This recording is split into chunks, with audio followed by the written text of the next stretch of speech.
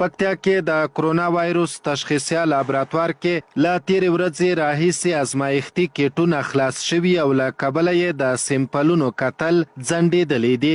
عامې روغتیا رئیس ولایت خان احمدزی وایي چې وزارت ورسره د ازمایښتي کیټونو د ژر لیږد ژمنه کړې او تر دا مهاله 80 سیمپلونه نه دي کتل شوي.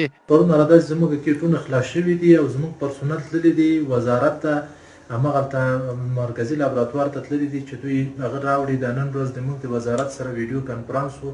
دا موضوع موږ د معین صاحب سره شریک. د کرونا وایروس دغه تشخیصیه مرکز کې د پکتیا ترڅنګ د پکتیکا، خوست او غزنی ولایتونو پر کرونا وایروس د اخته کسانو سیمپلونه هم کتل کیږي. نه یوازې دا چې د پکتیا په وړاندې موږ مسؤلیت لرو، د کې پکتیکا ته، خوست ته، غزني ته د دې نه موږ سیمپل اخلو.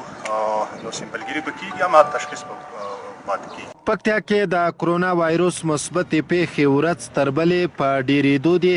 عوامي روغتیا ریاست له ولایت مقام غواړي چې مرکز ګردیز او یو شمېر ولسوالیو کې دې د ګرځبندیز موده وغځوي. بیا غور حتماً باید وشي ځکه دا ډېره مهمه موضوع ده او دغه ګرځبندیز چې ده چې ولګېږي خلک رش کم شي نو ناروغي به هم کمه شي او که چېرته دغه رقم حالت روان وي خلک خپله فکر ونه کړي. پکتیا کې تر دا مهاله 203 کسان پر کرونا وایروس اخته شوي چې له ډلې 33 کسان ښه او 15 نور مړه شوي دي. حکمت نیازی، شمشاد تلویزیون، پکتیا.